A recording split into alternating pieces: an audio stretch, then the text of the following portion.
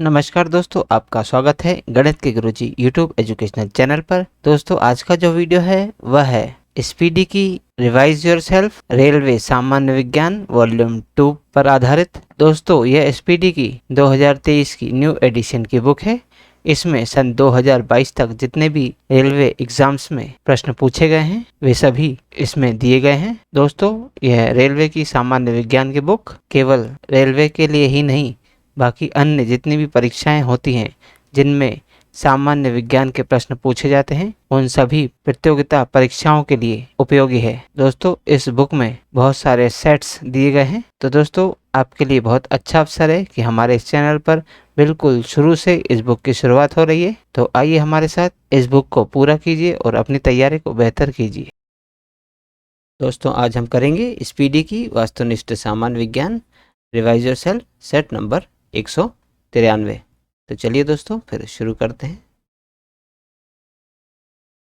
पहला प्रश्न, काला सोना से कहा जाता है। दोस्तों, काला सोना पेट्रोलियम को कहा जाता है।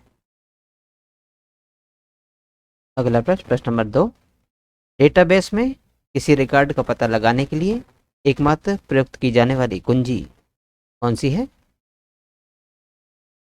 दोस्तों, डेटाबेस में किसी रिकॉर्ड का पता लगाने के लिए एकमात्र प्रयुक्त की जाने वाली कुंजी प्राइमरी कुंजी है।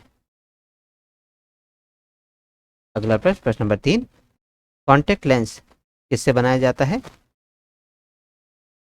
दोस्तों, कॉन्टैक्ट लेंस ल्यूसाइट से बनाया जाता है। अगला प्रश्न, प्रश्न नंबर 4, नीली क्रांति का संबंध किसके उत्पादन से है? दोस्तों, नीली क्रांति का संबंध मछली के उत्पादन से है। अगला प्रश्न, प्रश्न नंबर 5, पटाखों में सुनहरा पीला रंग किस धातु के कारण दिखता है? दोस्तों, पटाखों में सुनहरा पीला रंग सोडियम धातु के कारण दिखता है।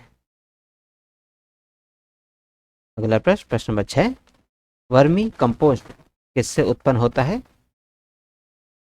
दोस्तों, वर्मी कंपोस्ट केचुए से उत्पन्न होता है।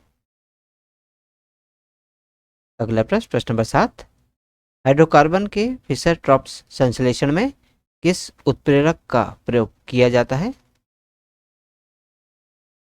दोस्तों, हाइड्रोकार्बन के फिशर ट्रॉप्स संश्लेषण में लोहा उत्प्रेरक का प्रयोग किया जाता है।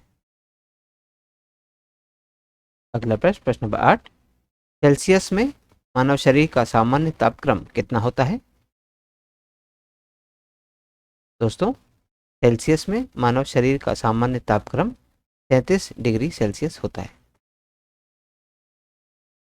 अगला प्रश्न, प्रश्न नंबर 9, किण्वन के दौरान कौन सी गैस निकलती है?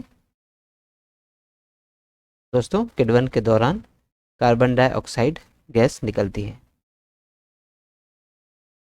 अगला प्रश्न, प्रश्न नंबर 10, विद्युत रोधी के रूप में किस थर्मोप्लास्टिक का प्रयोग होता है? दोस्तों, विद्युत रोधी के रूप में पॉलीस्टाइरीन थर्मोप्लास्टिक का प्रयोग होता है। अगला प्रश्न, प्रश्न नंबर 11, कैप्सिड किसका प्रोटीन आवरण है?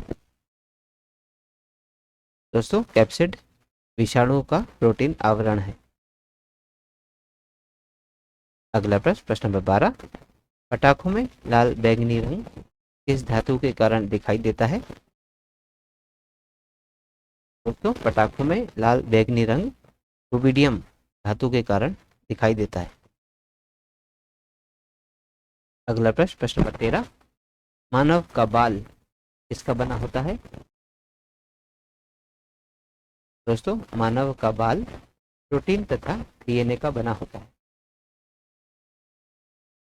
अगला प्रश्न, प्रश्न नंबर 14, H2SO4 के उत्पादन का तीसरा कक्ष प्रक्रम किस उत्प्रेरक के उपयोग से बनता है?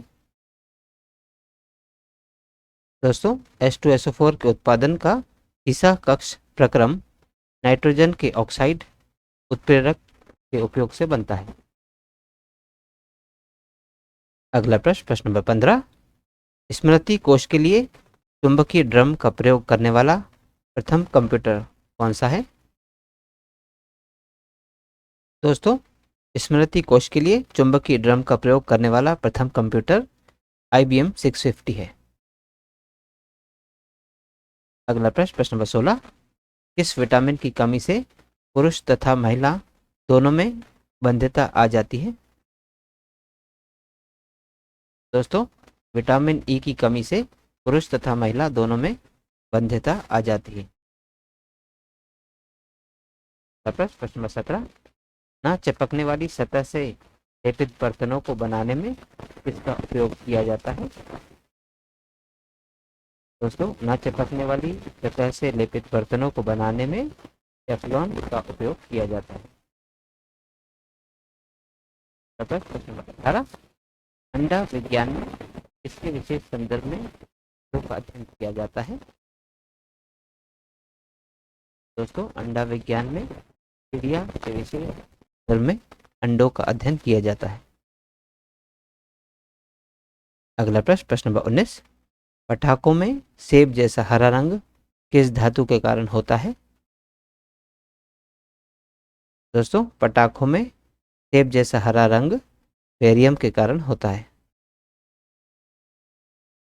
अगला प्रश्न नंबर 20, पृथ्वी सतह के ऊपर ओजोन परत किस किरणों से सुरक्षा करती है? दोस्तों, पृथ्वी सतह के ऊपर ओजोन परत पराबैंगनी किरणों से सुरक्षा करती है।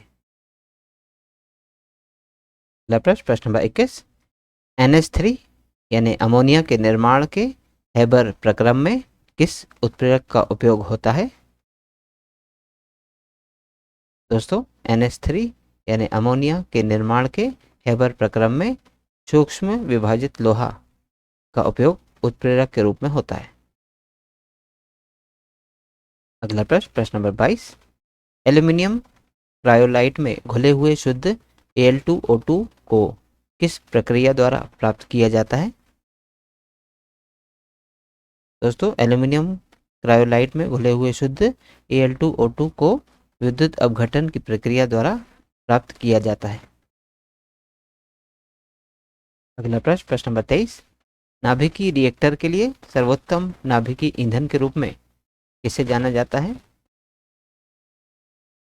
दोस्तों, नाभिकीय रिएक्टर के लिए सर्वोत्तम नाभिकीय ईंधन के रूप में यूरेनियम 235 को जाना जाता है। अगला प्रश्न नंबर 24, पानी से फूलने वाले खिलौने बनाने में इसका प्रयोग किया जाता है? दोस्तों, पानी से फूलने वाले खिलौने बनाने में पॉलीविनाइल क्लोराइड का प्रयोग किया जाता है। अगला प्रश्न नंबर 25, कवक और कीटों में कौन सा एक सामान्य कारक है? दोस्तों, कवक और कीटों में काइटिन एक सामान्य कारक है। अगला प्रश्न नंबर 26, पटाखों में किरमिजी लाल रंग किसके कारण दिखाई देता है? दोस्तों, पटाखों में किरमिजी लाल रंग स्ट्रोंशियम के कारण दिखाई देता है। अगला प्रश्न नंबर 27, एक ट्रांसफार्मर किस धारा पर कार्य करता है? दोस्तों, एक ट्रांसफार्मर प्रत्यावर्ती धारा पर कार्य करता है। अगला प्रश्न नंबर 28, डीकन प्रक्रम से क्लोरीन गैस का उत्पादन किस उत्प्रेरक के द्वारा होता है? दोस्तों, डीकन प्रक्रम से क्लोरीन गैस का उत्पादन क्यूप्रिक क्लोराइड उत्प्रेरक के द्वारा होता है। अगला प्रश्न number 29, international union for conservation of nature and natural resources द्वारा प्रकाशित द रेड डाटा बुक में इसका उल्लेख किया जाता है? दोस्तों, international union for conservation of nature and natural resources द्वारा प्रकाशित द रेड डाटा बुक में पादपों और पशुओं के संकटापन्न प्रजातियों का उल्लेख किया जाता है। अगला प्रश्न नंबर 30, विद्युत चुंबकीय स्पेक्ट्रम का भाग कौन सा विकिरण बनाता है? दोस्तों, विद्युत चुंबकीय स्पेक्ट्रम का भाग गामा किरण बनाता है।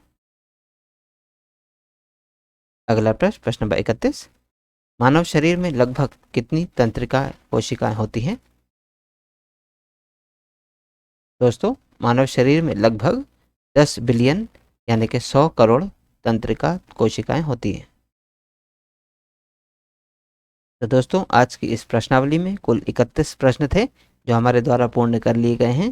दोस्तों, यदि आप आज की वीडियो का PDF प्राप्त करना चाहते हैं तो आप हमारे टेलीग्राम चैनल से जुड़ सकते हैं।